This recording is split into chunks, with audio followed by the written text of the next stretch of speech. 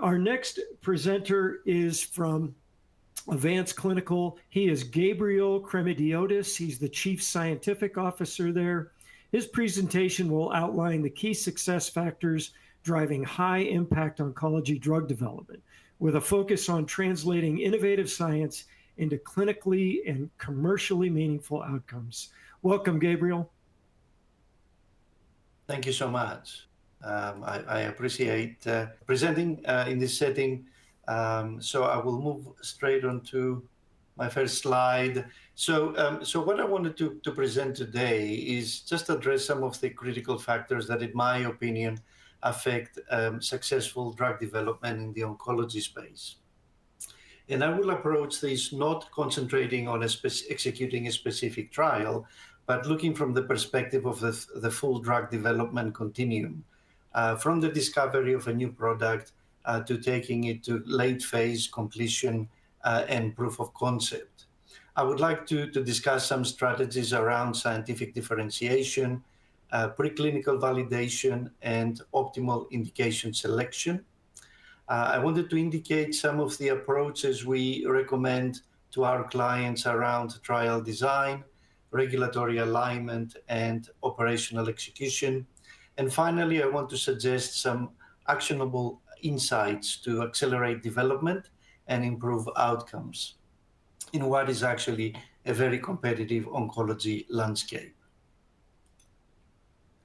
So just briefly to introduce our company, Avance Clinical is a full-service CRO specializing in delivering world-class clinical services, starting from preclinical consultation. We focus on fast, agile, and adaptive operations. Our approach is always solution-oriented, innovative, and cost-effective. We have a proven track record in assisting specifically biotechnology companies transition their products from early discovery to proof of concept, which is the subject of the presentation today. We have a very strong oncology portfolio and an experienced team that has managed several studies in the oncology space. Avance Clinical distinguishes itself by its commitment to personalized service rather than one-size-fits-all approach. Specifically in the oncology space, we do quite a lot of work in the phase 1 through to phase 2 proof of concept space and support specifically small to emerging biotechnology companies. Our operations stretch across Australia, New Zealand, USA, India, and more recently, we opened operations in Taiwan and South Korea. We offer a structured, streamlined regulatory pathway and services which maximize the 43.5 tax rebate for R&D expenses incurred in Australia. We provide very much end-to-end support for oncology trials, starting from protocol development, IB preparation, all the way to preparation of clinical study reports.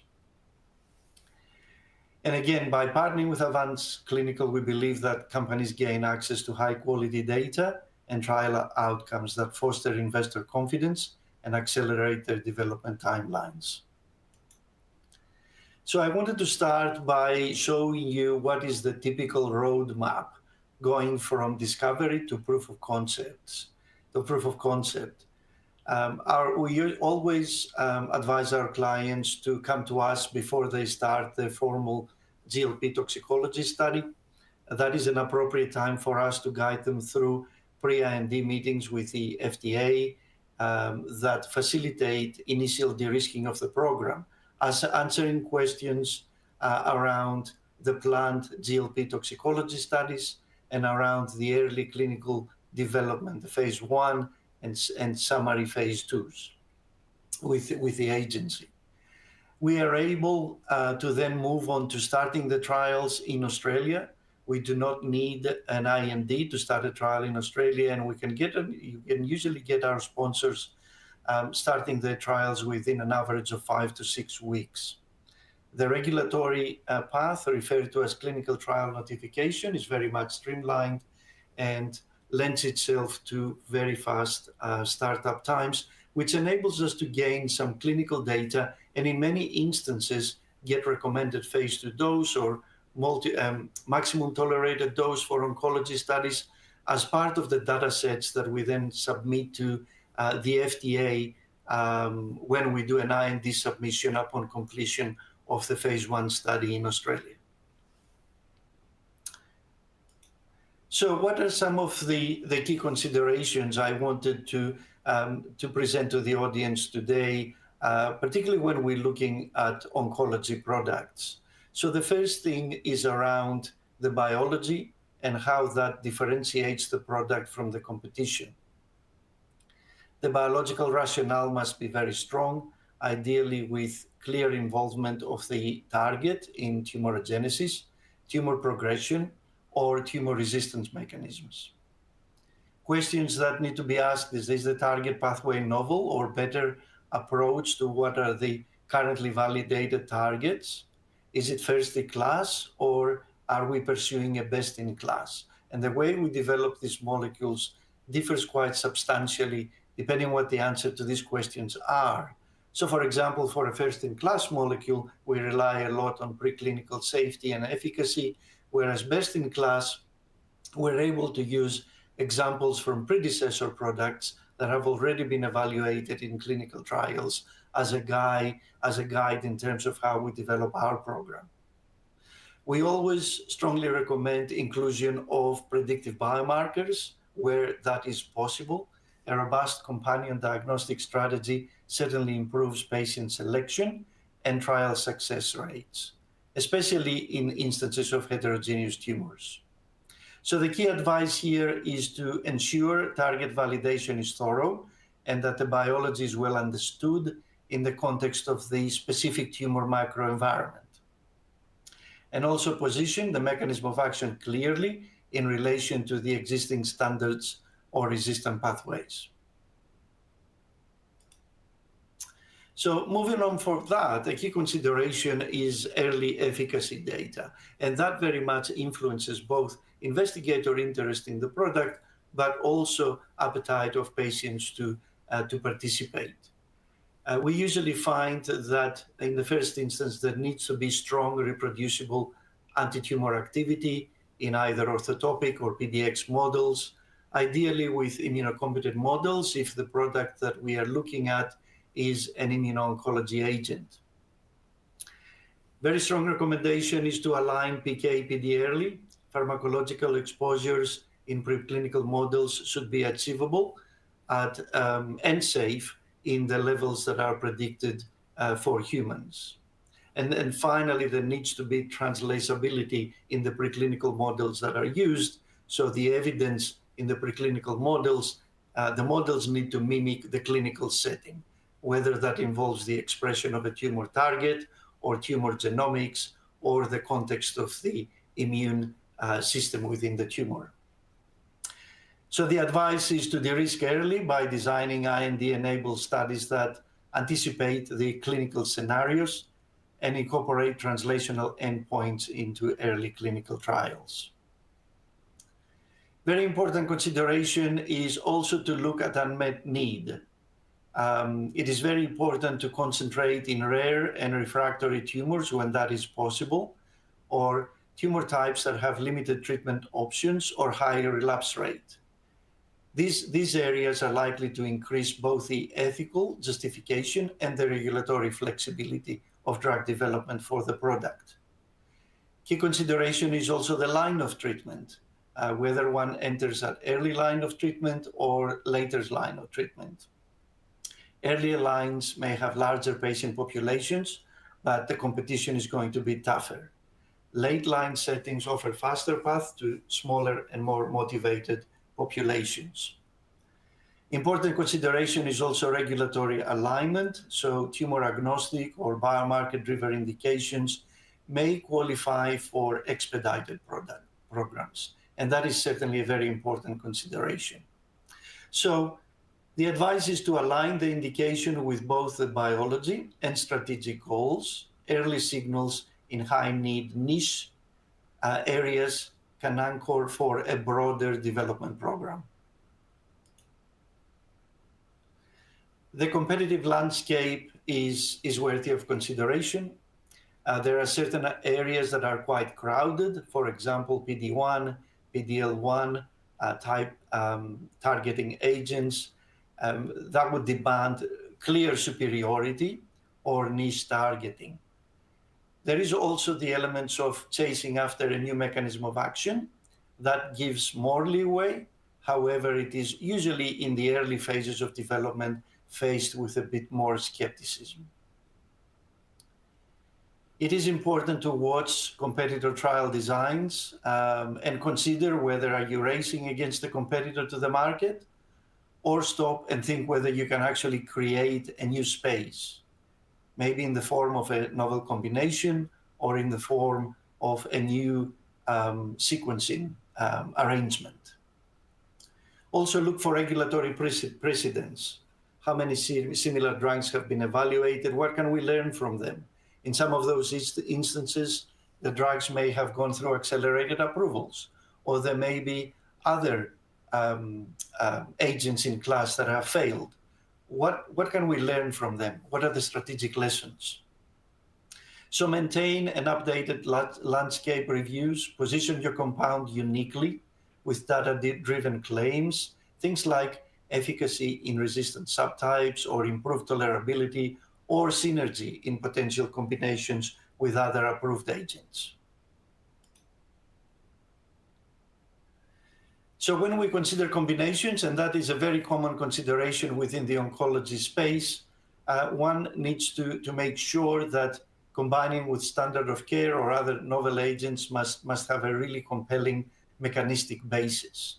So from a mechanistic perspective, does it make sense? Can we put forward a plausible hypothesis as to why the two agents should work in combination?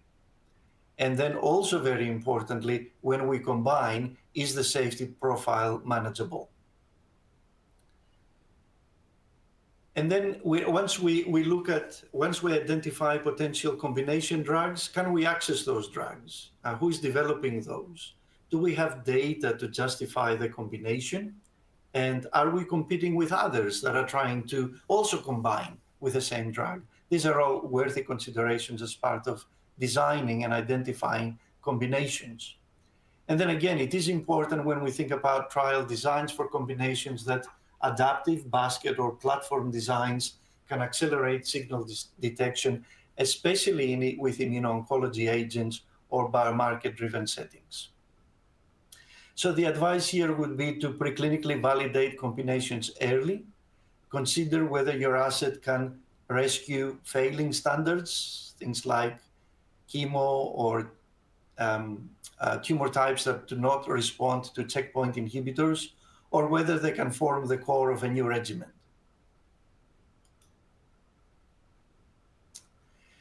Moving away from combinations and efficacy, one also needs to be very cognizant of safety and tolerability. Obviously, we're all aware that in the oncology setting, we can push the boundaries in terms of safety. However, when we start considering chronic use or combination use, the bar raises a little bit in terms of safety. We need to be aware of class-related toxicities, identifying known liabilities as early as possible, and generate mitigation strategies to mitigate against them, things like cytokine release or hepatotoxicity. And of course, we need to always take into consideration patient-centric outcomes. Quality of life, tolerability matter a lot more in earlier settings and maintenance settings. So, built-in early detection for safety concerns and actively develop mitigation protocols. Well-tolerated agents have more flexibility in combinations and maintenance regimens. Very importantly, also moving away from the sort of the medicines and the science of it is patient accrual. And this is where we need to drive a good balance. So for example, when we set particular biomarkers to select populations, specific patient populations, we need to take into consideration how that may limit accrual. It is very important to conduct good feasibility as we're looking to start the trial. Oncology sites are usually overburdened. So making sure that they have the right capacity and the right equipment to conduct our study is of paramount importance. And as we move from phase 1 to later phase trials where we need to open more than one geographies, it is very important to account for regional standards of care and also regional regulatory expectations. So engage sites and key opinion leaders early, design eligibility and logistics with feasibility in mind.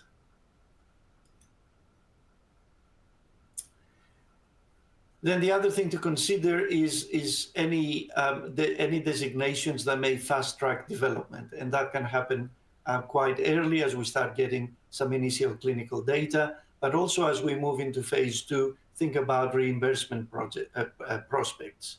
Is the agent likely to be valued? How is the agent likely to be valued by payers? Are we building outcomes and endpoints in our clinical development that will satisfy those requirements later? So engage with regulators early with a well-defined development plan and consider as much as possible health technology assessment implications, even in early stages. And finally, it is about fitting the strategy to resources and opportunities. So do you have enough resources, scientific, clinical, operational, to develop this asset in a competitive space? Should you be looking for partnership with big pharma to accelerate or co-develop the asset? And also considering life cycle planning. Does the program have line extension or label expansion potential? So ensure alignment with clinical strategy with corporate goals, the funding runway available, and exit or commercialization plans. So just to conclude, high-impact oncology drug development requires strong scientific rationale and validated biological targets, robust translatable preclinical data, strategic selection of indications and adaptive trial designs, and clear regulatory pathways and operational excellence. Thank you so much for your attention. Happy to take any questions. Thank you, Gabriel. We have about a minute. Can you speak a little bit about how you assess whether a novel oncology target is sufficiently validated to further clinical development? Yes, I mean, first, there needs to be a genetic or a functional validation of the target in human tumors, if possible. Secondly, it will be very helpful to have, the proposed mechanism needs to be plausible, where the target plays a defined role in either tumor growth or immune evasion or therapeutic resistance. And thirdly, we need to have early translational signals, things like expression in various tumor types or biomarkers or strong response in a preclinical model. All right. Thank you, Gabriel. Thank you for being with us today. Gabriel Kremmidiotis, he is the Chief Scientific Officer at Avance Clinical. Great presentation, and thank you.